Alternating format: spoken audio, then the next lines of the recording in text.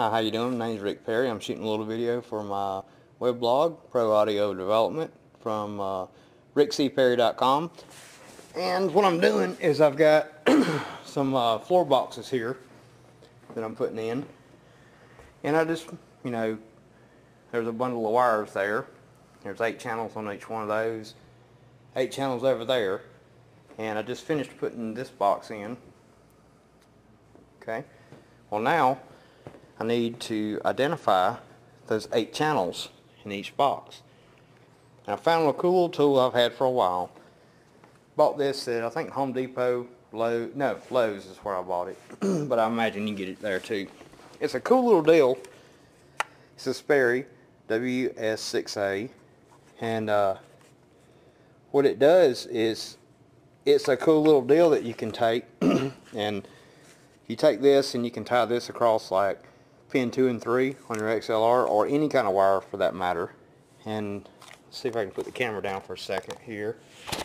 And if I take this and attach this lead and then to this lead,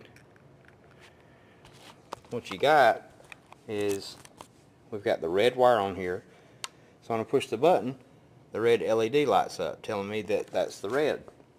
So now all I got to do is take these 6 wires and go connect it, and one at a time I can identify which one is which. And then it's just a matter to just put one extra one on there, because if you identify 7, you know what the 8th one is. I hope so. So anyway, I just wanted to show you this cool little tool that I got, and it works real good. So if you got a bundle of wires you need to identify, then this lets you do 6 at one time. Okay, here we go. I'm on the second part here of this circuit identifier, and I got my leads tinned up, and I've got all my little pockets filled up with solder.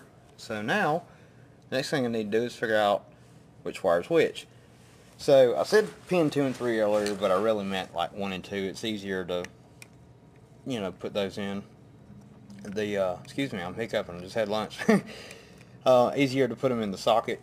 So anyway, I'm going to attach this one here. Okay. And then attach this one. And let's set our button. This would be number 4. Okay. And then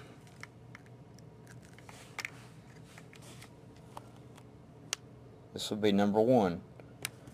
So you can label them and put them all in at one time. I'm just gonna identify the circuit, solder it in, and just go down the line. So anyway, that's a big time saver, because I know that some of you have been in there and it's kind of aggravating trying to label each one of these as you're making the harness up, or the snake.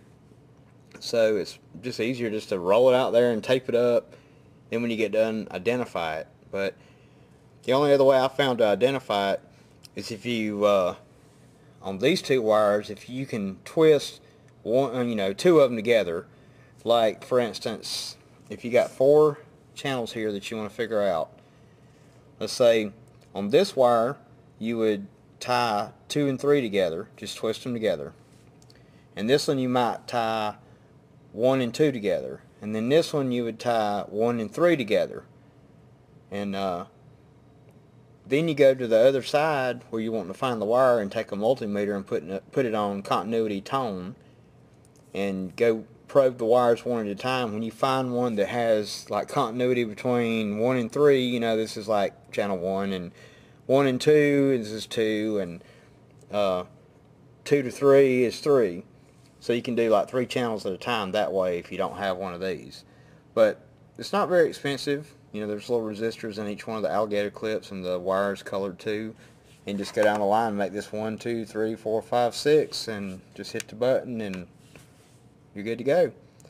So it saves you a lot of walking too, So anyway, if there's anything else any tips or whatever I can help you with, feel free to leave a comment, give me a thumbs up, like, and I appreciate you watching. Thanks a lot.